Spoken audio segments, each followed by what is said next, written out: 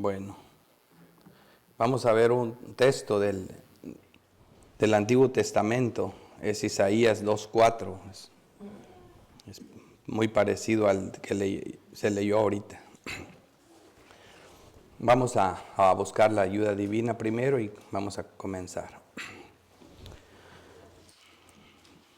Padre Celestial, Dios Todopoderoso, Creador del cielo y de la tierra, soberano y sabio Dios, Dios de Abraham, Dios de Isaac, Dios de Jacob, Dios y Padre de nuestro Señor Jesucristo. Te damos gracias, Señor, porque hoy, esta mañana, en tu día santo, reúnes a tu pueblo para ser edificado de tu palabra. Señor, levanta nuestros corazones, enciende nuestra pasión por Cristo para poder estar atentos a tu palabra y escuchar el mensaje que las Escrituras nos tienen que dar. Te ruego perdones los pecados del expositor, las deficiencias que tenemos, porque para estas cosas, ¿quién es suficiente, Señor? Nadie. Pero por tu gracia, Señor, y porque a ti te complació que fuera de esta manera, usar vasijas de barro débiles para predicar estas palabras tan grandes. Date gloria a ti mismo por tu palabra, Señor. Desaparece todo lo carnal de nuestras vidas y edifica a tu pueblo con ella, porque te lo pedimos en Cristo Jesús. Amén.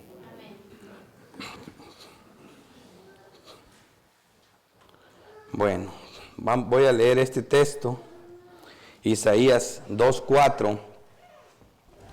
Y juzgará entre las naciones y reprenderá muchos pueblos. Y aquí la frase, y volverán sus espadas en rejas de arado y sus lanzas en hoces. Y no alzará espada nación contra nación, ni se adiestrarán más para la guerra. Este es el texto que voy a predicar con la ayuda del Señor. El título del sermón es un título que llama la atención, se llama Los enemigos de Dios. Lo primero que nos llama la atención es, por ejemplo, cuando una persona, un hijo, un familiar, alguna persona que sabemos que le quedó a deber dinero, por ejemplo, a una organización del crimen, y dice uno, no sabes con quién te metiste, en qué problemas te habrás metido ahora. Y entre más grande es el grupo de delincuentes y más organizados están, esa persona está metida en problemas más serios. Ser enemigo, de quedarles a deber algo y meterte con ellos es una locura. Luego vemos ahí los hombres que se atreven a cometer crímenes de terrorismo y se meten, por ejemplo, con el mismo terrorismo también. O se meten en problemas con el gobierno. Y todas las organizaciones del mundo van tras ellos. Aún así, algunos logran esquivarlo algunos meses, algunos años. A todas las organizaciones del mundo detrás de ellos. Meterse con el gobierno, decimos, es la parte más tonta. ¿Cómo te pones a ser enemigo del gobierno? Pero lo más tonto que puede existir es ser enemigo de Dios. Porque al gobierno todavía te le puedes esconder por algunos días. Pero a Dios, ¿cómo? ¿Cómo te escondes de Dios? ¿Cómo llegas a tener un poco de tranquilidad cuando sabes que has ofendido a un Dios omnipresente, omnisciente, un Dios que está en todas partes, a un Dios tan santo y a un Dios que no te le puedes esconder en ningún lado? Yo diría que de todas las cosas que hacemos, una de las más, puede decirse, peores cosas que hacemos es ser enemigos de Dios. Y si hiciéramos una encuesta, ¿quiénes son enemigos de Dios? Veríamos que son muy pocos. De acuerdo a sus criterios, son muy pocos. Todo el mundo dice, yo enemigo de Dios. No, está bien que yo no me pase en la iglesia como tú, pero yo no soy enemigo de Dios, yo creo en Dios. Las iglesias están llenas de personas que creen en Dios. Lo bueno de nosotros es que para aclarar una cosa como esta, y lo mejor que podemos hacer, ¿quiénes son enemigos de Dios? ¿Quiénes son sus amigos? ¿Quiénes son sus hijos, sus santos? Es mejor que las Escrituras nos digan eso. Y es precisamente lo que voy a hacer con la ayuda de Dios. Este texto que está aquí es un texto que también es usado escatológicamente por muchos grupos dispensionalistas que lo ven este texto lo pasan por alto porque dicen, eso es para el milenio, eso no hay problema, eso no es para ahorita. Ellos creen que va a haber un milenio, bien sea 1000 años antes de que Cristo venga o 1000 años después de que Cristo venga, donde va a haber una paz en el mundo, donde va a reinar. Y este texto, donde dice que no habrá más guerras, no se adiestrarán más para las guerras y todo eso, no, ya con eso ya lo aventaron al milenio. Y es un texto como lo vemos aquí en Isaías 2:4 que hace eco, en Malaquías 4, versículo 3, 2 también. Entonces es un texto sumamente interesante, repetido por 2 profetas contemporáneos, y es muy importante tener en cuenta eso.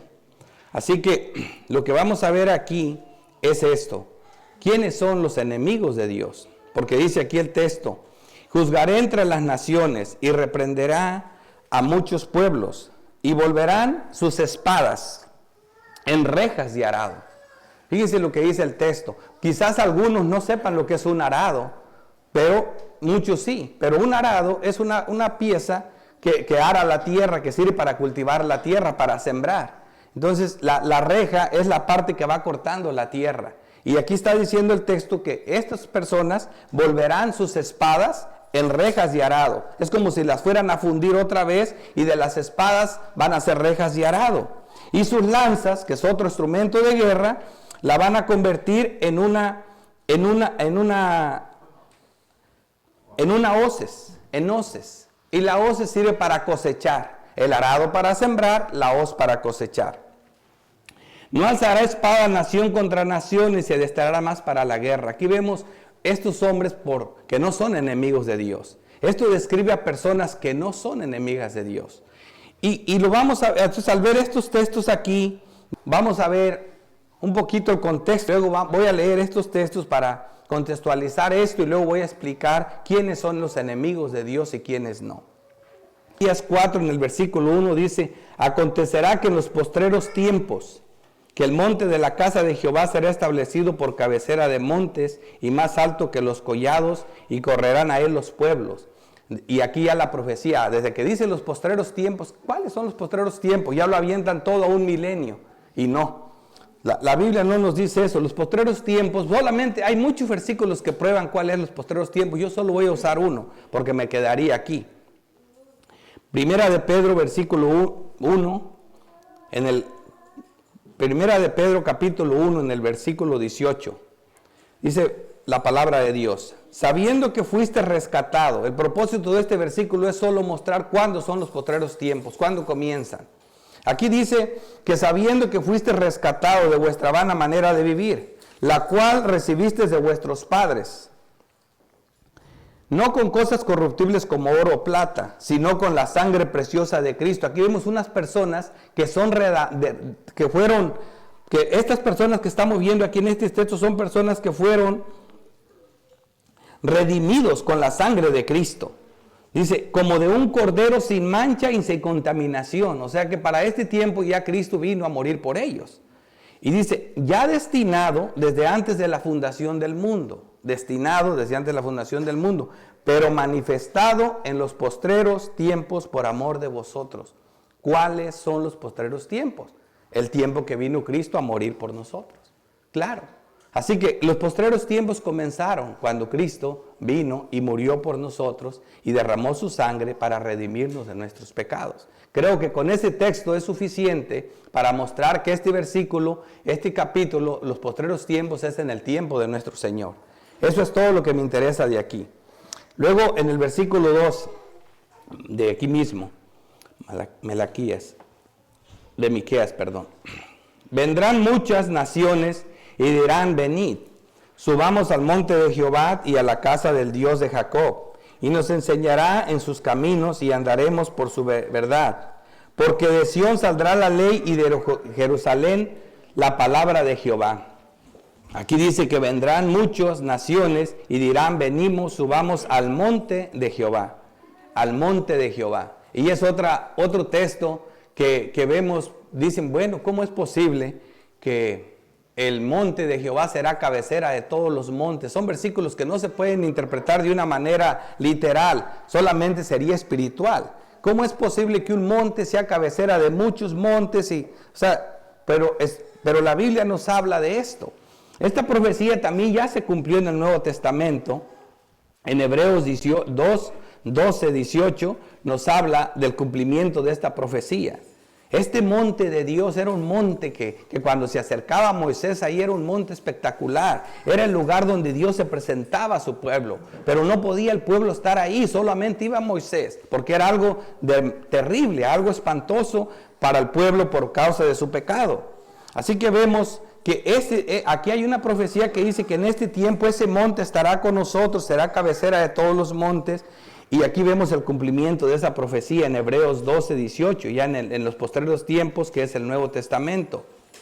Dice así: porque no os habéis acercado al monte que se podía palpar, aquel monte donde caminaban, que se subían arriba, y que ardía en fuego, y la oscuridad, y las tinieblas, y la tempestad, al sonido de trompeta y a la voz que hablaba, la cual los que la oyeron rogaron que no se les hablase más. Era tan terrible aquel acontecimiento. Dice el 21, y tan terrible era lo que se veía, que Moisés dijo: estoy espantado y temblando.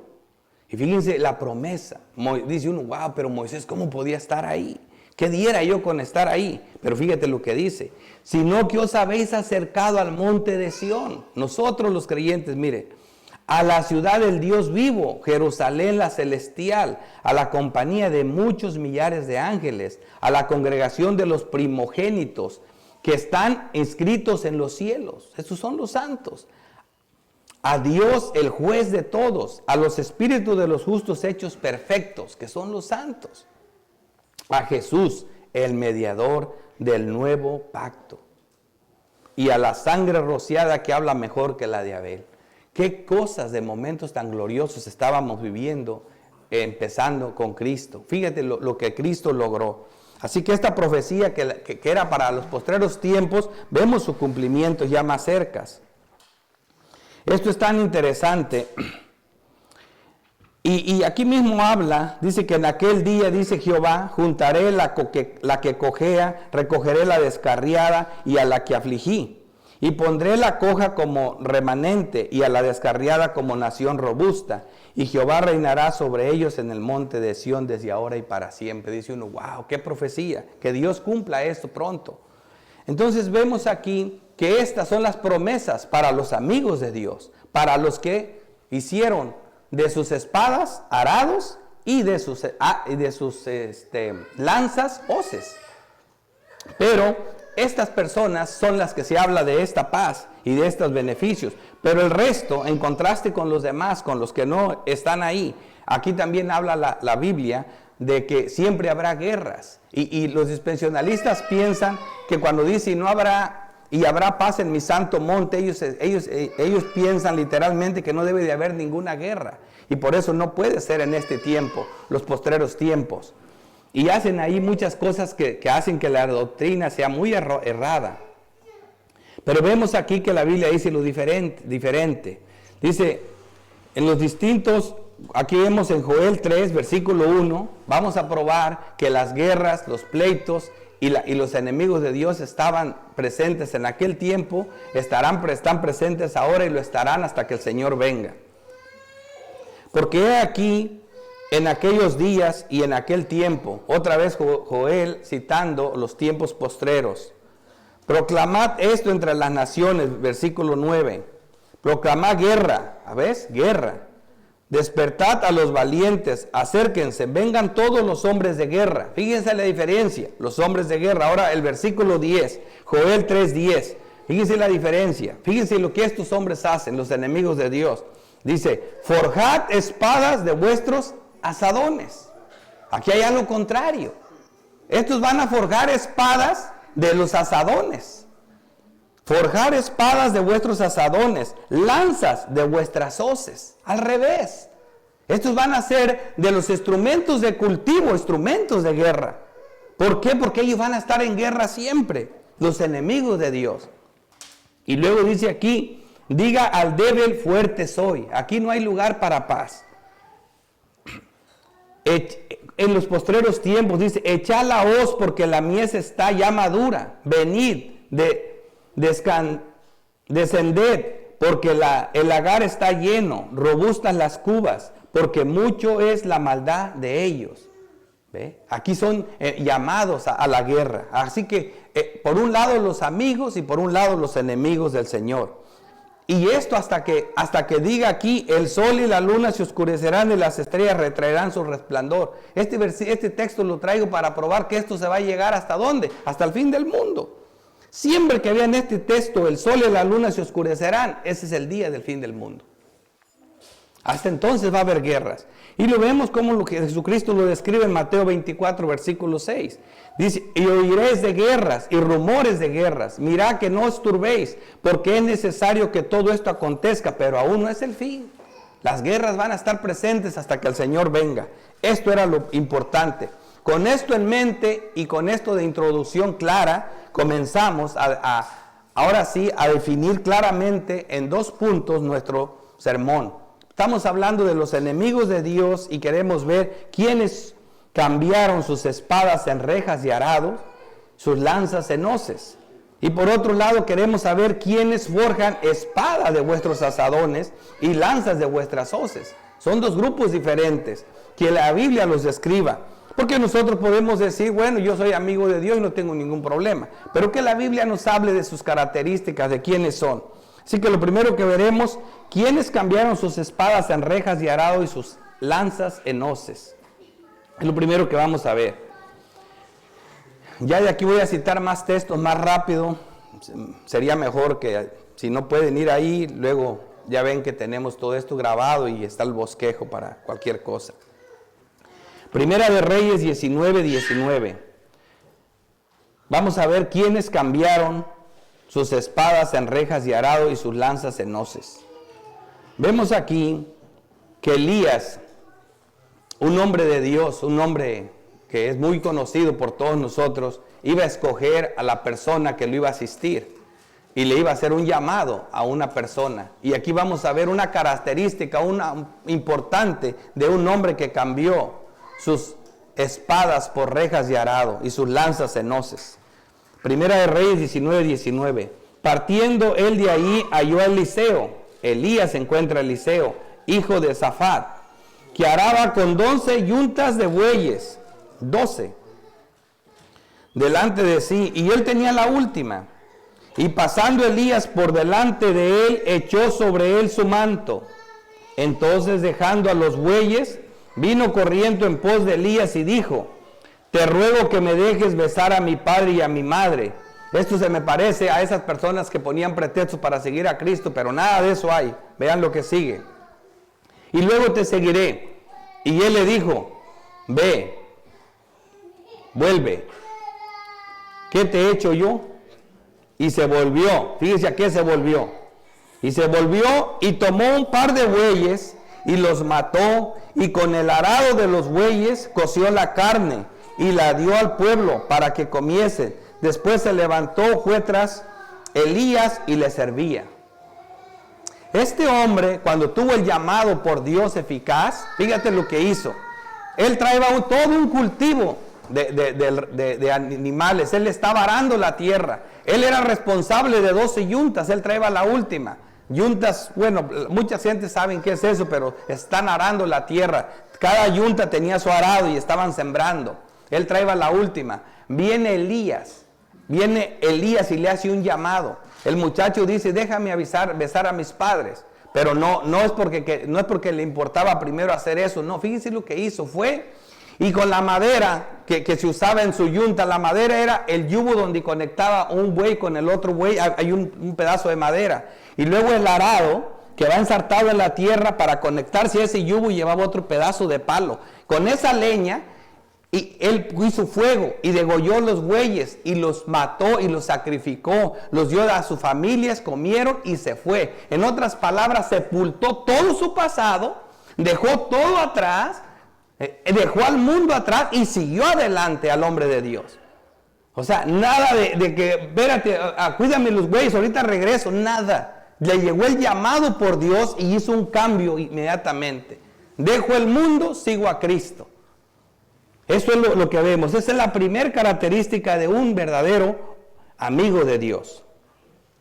En el Nuevo Testamento, en Lucas 9, versículo 57, yendo ellos, uno le dijo en el camino: Señor, te seguiría donde quiera que vayas. Y le dijo Jesús: las zorras tienen guaridas y las aves de los cielos nidos, mas el Hijo del Hombre no tiene dónde recostar la cabeza. Cristo les comienza a decir estas cosas.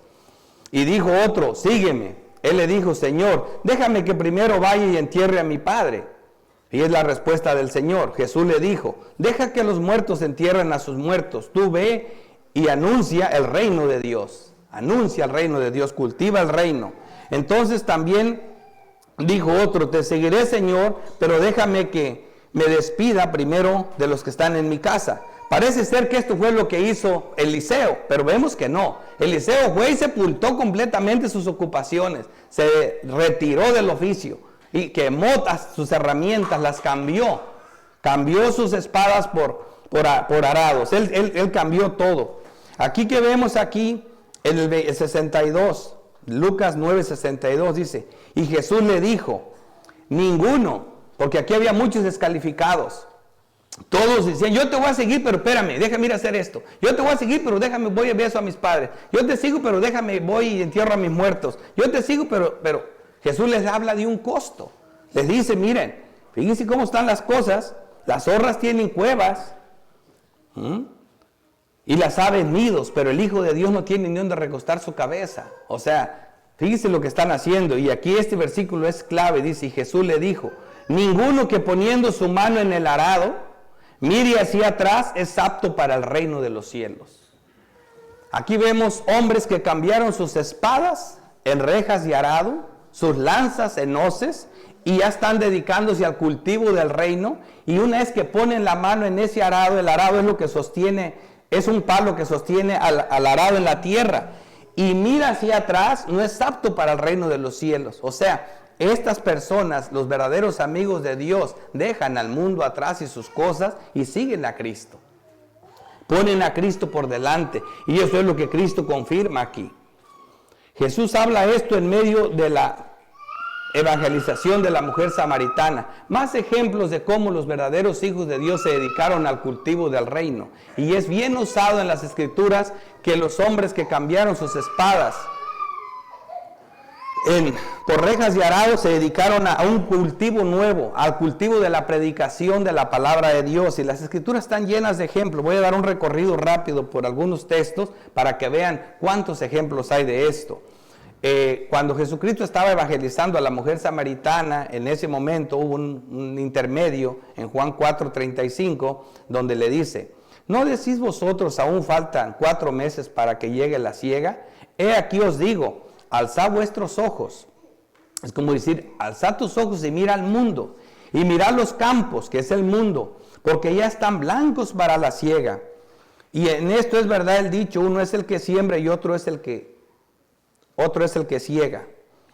Aquí Jesucristo los manda a dedicarse a sembrar, a cosechar lo que Él sembró. Aquí nos manda a predicar el Evangelio, a dedicarnos a las obras del cultivo del reino de Dios.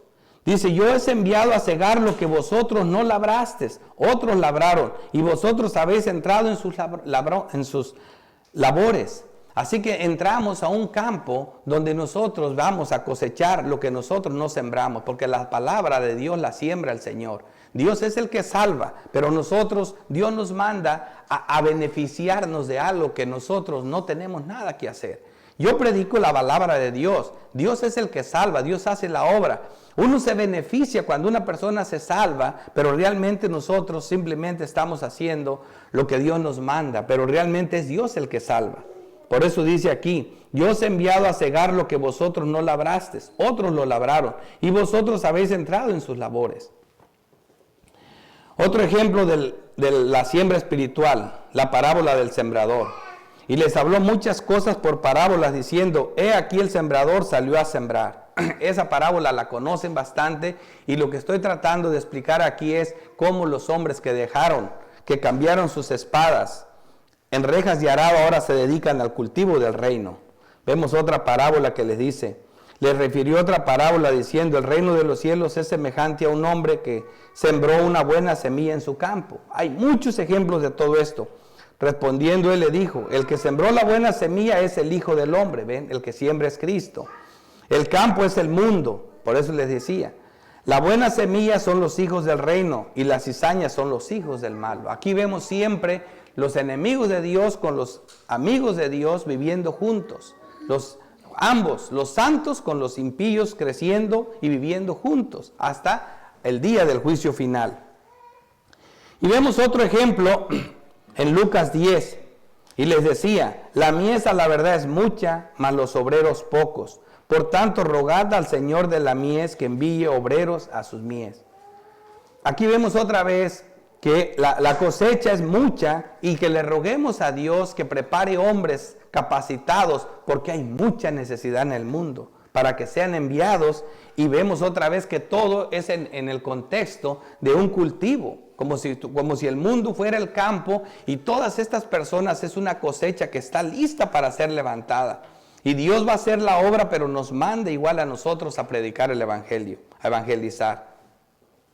Mateo 21 dice, porque el reino de los cielos es semejante a un hombre, padre de familia, que salió por la mañana a contratar obreros para su viña.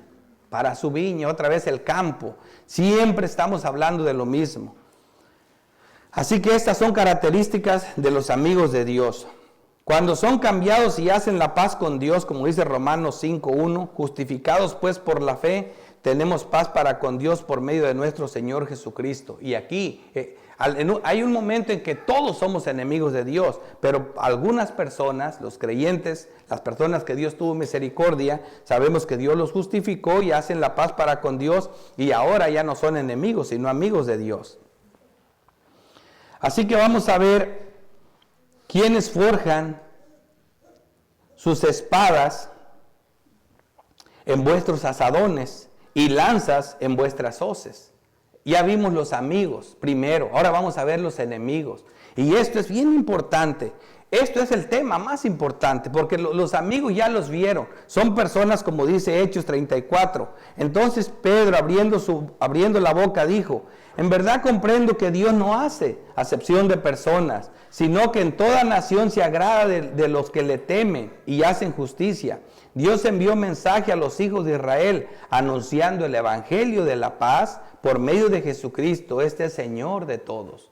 Es Cristo el que hace la obra, Cristo el que reconcilia al mundo, y justificados pues por la fe en Cristo tenemos paz para con Dios. Y aquí tenemos a los amigos de Dios, pero los enemigos, identificarlos no es una tarea fácil. Por eso vamos a permitir que la Biblia en la otra mitad del estudio nos explique quiénes son. Y aquí es donde requiere de toda nuestra atención, porque esto sí es difícil. Porque como les digo, si hiciéramos una encuesta, nadie diría, no, yo soy enemigo de Dios, nadie. Y vamos a ver qué dice la Biblia, cómo los identifica. ¿Quiénes forjan espadas de asadones y lanzas de hoces? Al revés. La situación con los impíos, la paz para los impíos antes del juicio final es una fantasía. Aunque ellos siempre buscan paz, pero no. Aquí vamos a ver primero de dónde comienza todo. Vamos a ver desde el Antiguo Testamento, como siempre le hago, en el caso de Esaú. Génesis 27:40. Esta es la bendición que su padre le da a él mismo. Dice, y por tu espada vivirás. Le preguntaba él a su padre, ¿no te quedó otra bendición? El padre, acuérdense, había bendecido a Jacob, pero a él le da esta, no había otra para él. Dice, y por tu espada vivirás y a tu hermano servirás. Esto es lo que no le gustó nada. Y sucederá que cuando te fortalezcas, que descargues su yugo de tu cerviz. Eso le dice, y en el 41 dice, y aborreció Esaú a Jacob por la bendición que su padre le había bendecido. Y dijo en su corazón, llegarán los días de luto de mi padre y yo mataré a mi hermano Jacob. Aquí eso es los enemigos de Dios. Dice, y por tu espada vivirás. Esos viven de la espada. Esos no pueden cambiar la espada en rejas de arados. Al contrario, hacen de las rejas de arado espadas. Todo lo contrario. Lo de Ismael. Génesis 16. Ismael fue el hijo de Abraham. Y vemos aquí que Abraham tuvo dos hijos, a Isaac y a Ismael. Y Ismael fue el hijo que no fue escogido. Génesis 16:11 dice, además le dijo al ángel de Jehová. Aquí viene Ismael y es bendecido por el ángel de Jehová. Dice, he aquí que has concebido y darás a luz un hijo, le dice a su mamá. Y llamará su nombre Ismael, porque Jehová ha oído tu aflicción. Y él será hombre fiero, su mano será contra todos, y la mano de todos contra él. Y delante de todos sus hermanos habitará. Él vivía de la espada, como todos los enemigos de Dios. Viven de la espada, todos contra él y él contra todos. No era el caso con Isaac. Y aquí vemos un ejemplo, así como vimos un ejemplo bonito de cómo Eliseo estaba apto para el reino de los cielos, cómo Eliseo era un hombre que dejó el mundo atrás y siguió a Cristo, vemos otro caso muy similar de un hombre que no hizo eso, de un hombre que es difícil detectar, que no está en el cielo. Y esta es la historia de Giezi. En 2 de Reyes 5:21, ustedes, no voy a leer todo, pero ustedes saben lo que pasó. Naamán el sirio venía a ver a Eliseo para ser curado de su lepra. Ahora ya Eliseo, ya para esto Elías ya se había ido al cielo. Eliseo se quedó con una doble porción del espíritu de Elías. Eliseo hacía más milagros que Elías. Y Eliseo también tenía su asistente, pero este asistente estaba podrido por dentro. Este no era como lo fue él cuando lo llamaron a él. Fíjense lo que él hacía. Entonces viene, Naamán es curado y Naamán va queriendo regalarle regalos a Eliseo, muchos. Le dice Eliseo, no, Señor, esto no es así, no recibe nada. Aquel se queda con una tentación y aquí en el versículo 21 dice, y siguió Giezi a Naamán. Y cuando vio Naamán que venía corriendo tras él, se bajó del carro para recibirle y dijo, ¿va todo bien? Porque se extrañó que lo acababa de ver allá con su amo y acá venía siguiéndolo. Y fíjense lo que le dice. Y él dijo, bien mi señor, me ha enviado a decir, o sea, me mandó Eliseo a decirte, he aquí vinieron a mí en esta hora del monte de Efraín 2 jóvenes de los hijos de los profetas. Te ruego que les des un talento de plata y 2 vestidos nuevos. Dijo Naamán, te ruego que tomes 2 talentos. Y le insistió y ató 2 talentos de plata en 2 bolsas y 2 vestidos nuevos y los puso todos a 2 de sus criados para que los llevasen delante de él. Y así que llegó a un lugar secreto él, lo tomó de mano de ellos y lo guardó en la casa. Luego mandó a los hombres que se fueran. Fíjense lo que hizo. Y él entró y se puso delante de su señor, de Eliseo. Eliseo le dijo, ¿de dónde vienes? Eliseo era un hombre de Dios, no era Dios, pero era un hombre de Dios. Por eso le digo, ser enemigo de Dios, ¿cómo? ¿Qué cosa tan tonta? Le dice, ¿de dónde vienes? Le dice Eliseo, y eso que no era Dios, pero era un siervo de Dios. De Giezi, y le dijo, tu siervo no ha ido a ninguna parte. Y él entonces le dijo, ¿no estaba también ahí mi corazón, mi espíritu, en otras palabras, cuando el hombre volvió de su carro a recibirte? Es tiempo de tomar plata y de tomar vestido, olivares, viñas, ovejas, bueyes, siervos y siervas. Fíjate cómo le dice. Pues le digo, ¿cómo te escondes de Dios? Por tanto, la lepra, que representa el pecado de Naamán, se te pegará a ti y a tu descendencia para siempre. Y salió de delante de él leproso blanco como la nieve. La codicia, no quiso seguir a Cristo y dejar al mundo, sino que dijo, sigo a Cristo, pero me llevo al mundo. Y no se puede, no se puede. Así que es muy difícil detectar los enemigos de Dios. Otra característica de los enemigos de Dios es que ellos piensan que pelean con los demás. Cuando viven de la espada, cuando usan sus armas, pero sus armas son armas de iniquidad. Le hacen la guerra a Dios directamente, no solamente como ellos piensan.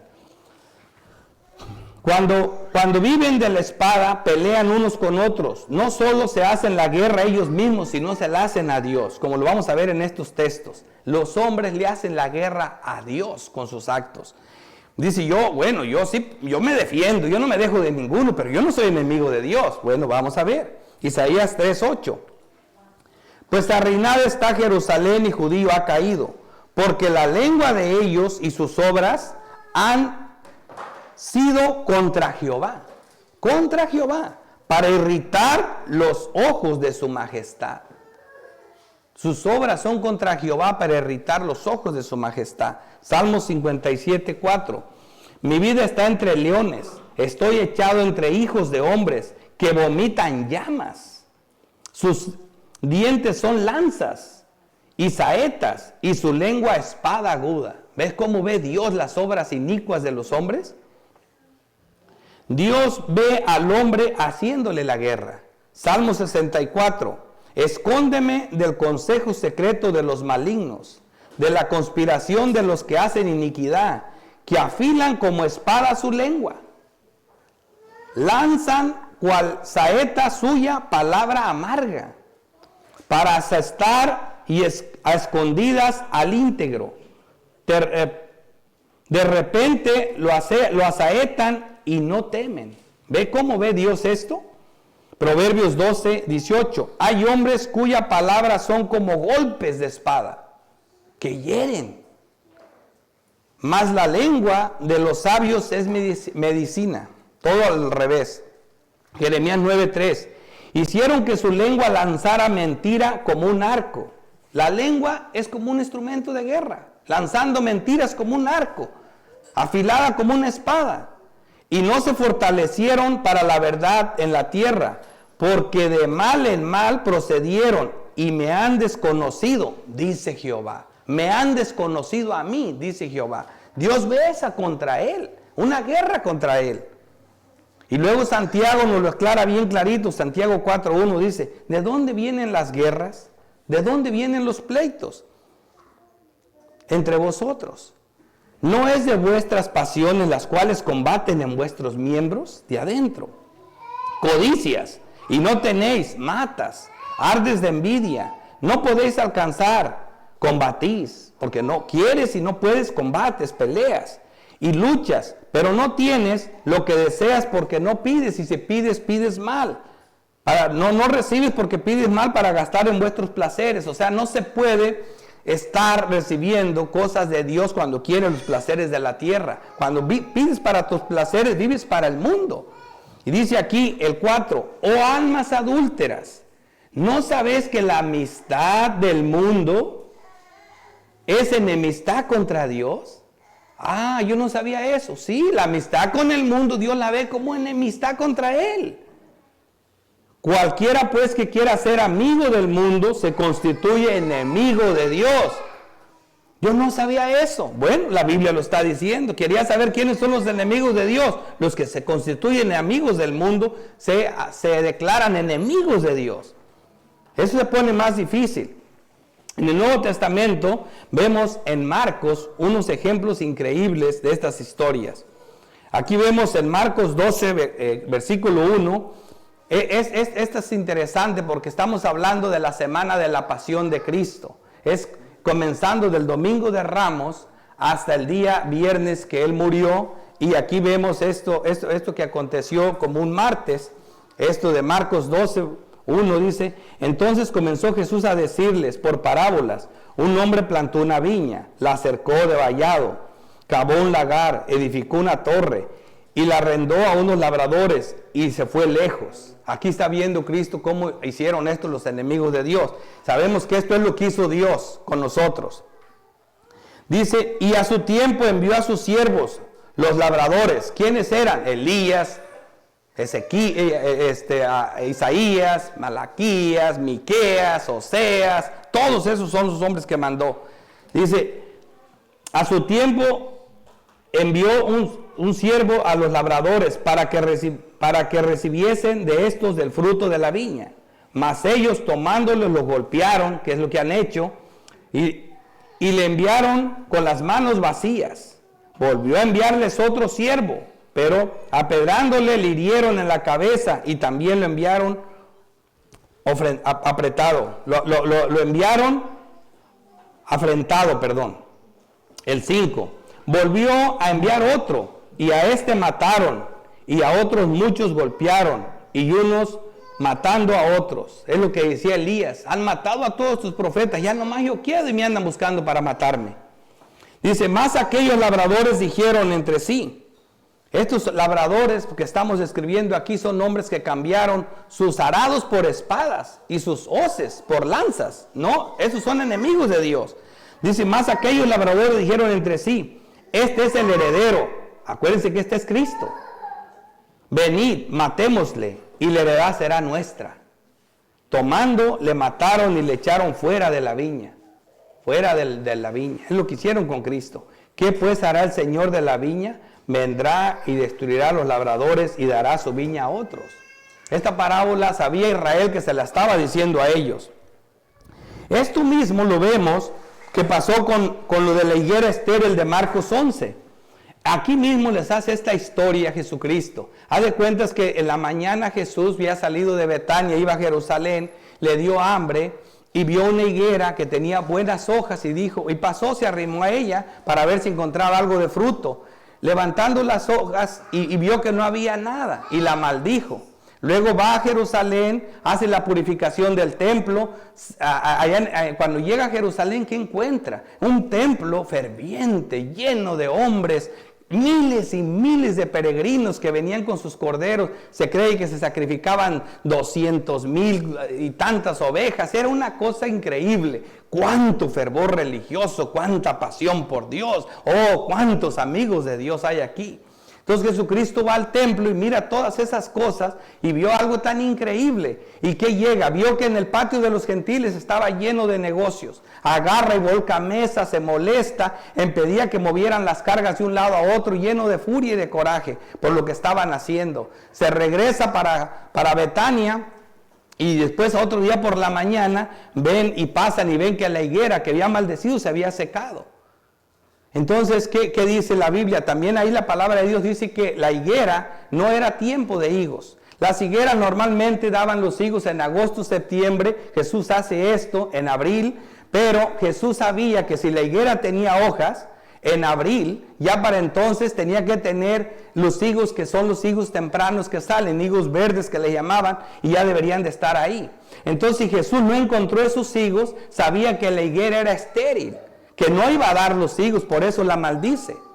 ¿Y por qué hace esto? Para poner un ejemplo de lo que estaban haciendo. El Señor sabía y el Señor vio que el domingo de Ramos que Él entró al pueblo, el domingo de Ramos, esto ya había sido el martes cuando maldijo la higuera, Él entra a Jerusalén y todo el pueblo, una multitud enfrente de Él, otra atrás de Él, gritaban Hosana, Hosana, todos llenos de religiosidad. Decías tú, wow, el pueblo lo ama. Hosana quiere decir reina ya sobre nosotros, reina ya.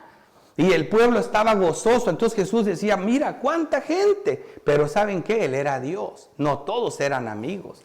Ellos gritaban eso y gritaban. Por eso Él hace ese ejemplo de la higuera. ¿Por qué? Porque esa higuera tenía una apariencia. Estaba verde, debería de haber tenido el fruto temprano, debería de haber comido él.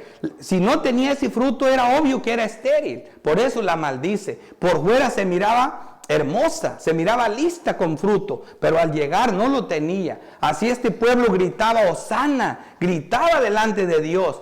Pero hermanos, este pueblo solo 4 días después, el viernes, gritaban mátalo. Crucifícalo, suelta a Barrabás y mátalo a él. Por eso Jesucristo, Lucas 19 nos dice que lloró. Vio a Jerusalén y lloró. En estos mismos acontecimientos que estamos viendo aquí, lo estamos viendo claritos, dice en Lucas 19, 41. Y cuando llegó cerca de la ciudad, al verla lloró sobre de ella. ¿Tú te imaginas? ¿Cuánta religión falsa? El templo lleno de euforia. ¿Qué están haciendo? No todos venimos a celebrar el Cordero de la Pascua. Miles de corderos. ¿Y sabes qué estaban haciendo? Los que dirigían a ese pueblo, pensando cómo matar al verdadero Cordero Pascual. Pensando cómo matar a Cristo. Estaban organizando su muerte. Y según ellos estaban con una euforia religiosa. Venimos a celebrar la Pascua del Cordero que quita nuestros pecados. El Cordero estaba con ellos y lo estaban planeando asesinar. Luego viene él allí montado en un burrito, ese Dios que rechazaron, ese Dios que lo sabe todo. A ellos se les pasaba eso. Ellos no lo quisieron. Él les dio señas. Cuando Él los manda por el burro, que fueran a desatarlo el burrito, les dice a los discípulos, vayan a la aldea que está enfrente. Había otra aldea enfrente, Betfage se llamaba. Vayan y van a encontrar un burro amarrado afuera de la puerta de la casa. Desátenlo y tráiganlo. Espérense, pero cuando lo estén desatando, alguien va a venir y les va a preguntar, ¿por qué estás haciendo eso? Ustedes le van a decir, el Señor lo necesita y Él se los va a dejar traer. ¿Cómo le estaba mostrando Dios? Ustedes saben que al mismo tiempo que yo soy hombre, soy Dios. Y sé todo lo que pasa. Sé de quién es el burro, sé por qué, dónde va a estar el burro, sé que el dueño del burro es mi hijo y mi siervo, porque cuando tú le digas, el Señor lo necesita, te va a entregar ese burro. El Señor les mostró muchas cosas de esas. Les dijo también, vayan, Señor, ¿dónde celebramos la Pascua? El Señor les dice, ok, vayan, entren a Betania, van a encontrar un hombre con un cántaro, sigan ese hombre a donde se mete. Cuando lleguen ahí, pregúntenle a su amo, Señor, ¿dónde vamos a celebrar la Pascua? Él les mostrará un aposento arriba y les dirá ahí. Y ahí prepárense porque ahí la vamos a celebrar. ¿Qué le dice Jesús a Pedro? Señor, le vienen y les cobran los impuestos. Le dice, mira Pedro, ve, agarra tu anzuelo, ve al río, avienta tu anzuelo, vas a encontrar un pescado. El pescado tiene una moneda que es lo suficiente para pagar tuyo y lo mío. Hermanos, les traigo todo esto para mostrarles que Jesucristo era Dios. Él sabía cuánto valía la moneda que el pez se comió. Él la tuvo en el vientre del pez hasta que Pedro llegara a agarrarla. Él conocía al burro que iba a estar amarrado allá afuera. Él sabía que el hombre dueño del burro lo amaba. Él sabía que el hombre que construyó ese aposento arriba de su casa un día iba a tener un uso agradable a Dios, un uso santo. Él sabía que era su siervo y cuando le dijera, el Señor ¿dónde va a celebrar la Pascua? Dios preparó a ese hombre con ese cuarto para él. Todos trabajaban en la obra del reino, pero lo rechazaron porque ellos querían al Dios que le dio de comer a 4,000 personas, aquel que había hecho 18 milagros con ellos, al Dios que le dio a las 5,000, al que levantó a los muertos, al que curó manos secas. Querían un Dios que tomara el reino. Cuando vieron a Jesús debilitado, todos gritaron que lo crucificaran. El árbol se conoce por sus frutos. La higuera no tenía fruto y Dios lo sabía. Mucha hoja, mucha fervor religioso, mucha buena apariencia, pero estaba podrida por dentro. Dios, no todos los que dicen Señor, Señor, realmente son los verdaderos hijos de Dios. Vemos nosotros aquí que Jesucristo, al ver toda esta falsa religión, se conmovió en su espíritu y lloró. ¿Qué palabras dijo nuestro Señor? Y cuando llegó cerca de la ciudad, al verla, lloró sobre ella, diciendo, oh, si también tú conocieses al menos en este tu día lo que es para ti, para tu paz, mas ahora se está encubierto a tus ojos, por cuanto no conociste el tiempo de tu visitación. Hermanos, qué palabras. Dios quiera que nosotros no nos suceda algo igual. Parecemos que nadie quiere ser enemigo de Dios, pero ¿cuáles son los motivos por los que realmente buscamos al Señor? ¿Porque comimos a llenarnos? ¿Porque queremos a un Dios, a un Cristo que haga todo lo que nosotros queremos? ¿O porque seguimos al Dios que conoce al burro, al Dios que conoce al pescado, al Dios que lo controla todo, al Dios que sabe lo que hace cada uno de los hombres? Y al final de cuentas Dios nos conoce, porque el árbol se conoce por su fruto. Esto está más claro que nada. Vemos en la palabra de Dios es clara. Esto de que nosotros siempre pensamos, no, pues si estas personas son religiosos y creen en Dios, ellos son amigos de Dios. Nos cuesta trabajo creer que Dios tiene enemigos en las iglesias. Las iglesias están llenas de enemigos de Dios. No los podemos creer nosotros. Decimos, no, los enemigos de Dios son los borrachos, son las personas que se portan mal, pero no estas personas. Pero vemos lo que realmente pasó en esa parábola. Por eso Cristo, cuando maldice a esa higuera, lo hace de esa manera, porque Él sabía que nunca iba a dar fruto. Y eso mismo le ocurrió al pueblo de Israel. Así que La gente se extrañaba porque había hecho 18 milagros y todos de bendición para el pueblo, y terminó en destrucción. ¿Por qué? Porque así como es verdad las bendiciones de Dios, también el juicio de Dios contra los que son enemigos de Dios. Esto no va a pasar por alto. Así que vamos a ver algunas aplicaciones para la iglesia, para los que están en Cristo. Primero, lo que vemos nosotros, que estas personas dicen que están justificadas por la fe, ya tienen paz para con Dios, por medio de lo que Cristo hizo en ellos, por medio de nuestro Señor Jesucristo. Así que, de modo que, como dice 2 Corintios 5:17, de modo que si alguno está en Cristo, nueva criatura es. Las cosas viejas pasadas, sea aquí todas son hechas nuevas. Hay una transformación interna por la obra de Cristo en la persona. Esas personas van a dar fruto, porque fueron salvadas para buenas obras, las cuales Dios dispuso de antemano para que anduviéramos en ellas. En 1 Corintios 3:6 dice, yo planté, dice Pablo, Apolo regó, pero el crecimiento lo ha dado Dios. Es Dios el que hace toda la obra. Así que ni el que planta es algo, ni el que riega, sino Dios que da el crecimiento. ¿Quién es el que planta? Cristo. El que riega, el Espíritu Santo. Él es el que nos mantiene en santidad. Dice, pero nosotros somos colaboradores de Dios, y vosotros sois labranza de Dios, edificio de Dios. Así que eso es lo que hacen los verdaderos hijos de Dios. A los que están en Cristo, Dios nos habla cosas hermosas y tenemos esta esperanza segura en la obra de Cristo, en lo que hizo nosotros en nuestros corazones. Juan 4:36 dice, ¿no decís vosotros aún faltan 4 meses para que llegue la siega? He aquí os digo, alzad vuestros ojos y mirad los campos, porque ya están blancos para la siega. Este es el mensaje que Dios nos da a los que estamos en Cristo. Que alcemos los ojos, veamos al mundo, cuánta necesidad hay de que el mundo conozca el Evangelio de Cristo, de que Cristo sea predicado, porque ustedes saben lo terrible que es eso. Por eso Cristo lloró por Jerusalén, porque después de eso, ¿qué juicio vino sobre Jerusalén? Las mujeres mataban sus hijos en el vientre, una hambre, una sequía. Cuando Tito llegó y destruyó ese templo, no quedó piedra sobre piedra, fue una masacre, 1 millón de judíos se cree que murieron en esas fechas. Después fueron dispersados por todo el mundo, después fueron odiados por hombres malvados por todo el mundo, como lo vemos con Mussolini, con Hitler, y por años, por siglos pasaron un sufrimiento tan grande. Por eso Jesús lloró. Esto nos debe de motivarnos a ver los campos llenos de personas que necesitan que se les predique el verdadero evangelio de Cristo. Esto es una aplicación para nosotros como iglesia. Ahora vamos a ver una aplicación para las personas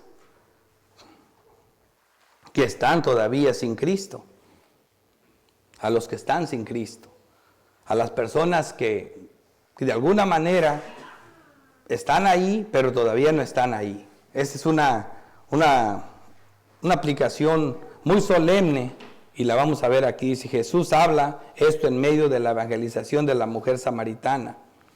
Bueno, ya vimos ahí la necesidad de predicarles el evangelio a todos, es lo más importante.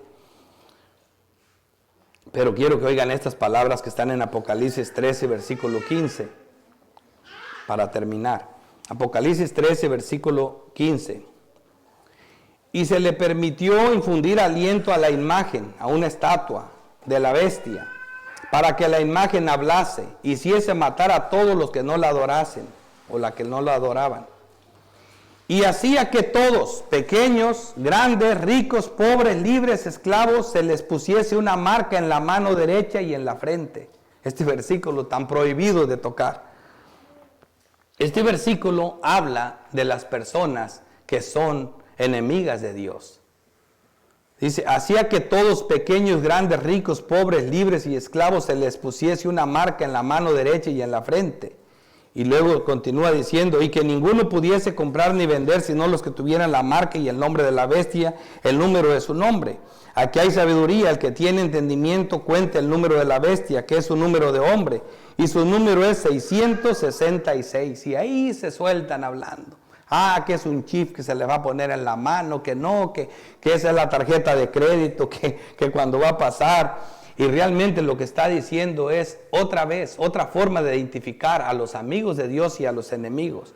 Aquí primero, antes de hablarle de los enemigos, le voy a rectificar el texto que aclara este texto y que prueba quiénes son los amigos.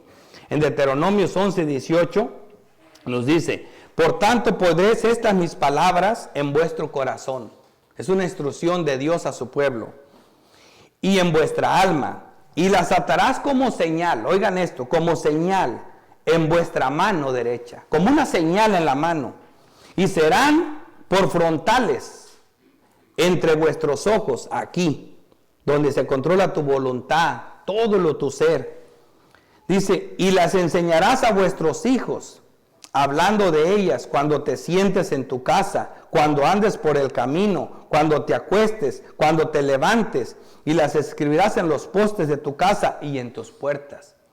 Los que no tienen la ley de Cristo, aquí, y no actúan en las obras de Dios, son las personas que tienen esta marca, del 666.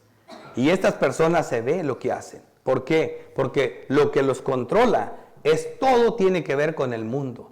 Todo lo que los controla tiene que ver con el mundo. Y la cosa es sencilla, bien clara. Mire, lo que define a una persona que es de Dios y una persona que es enemiga de Dios es fácil.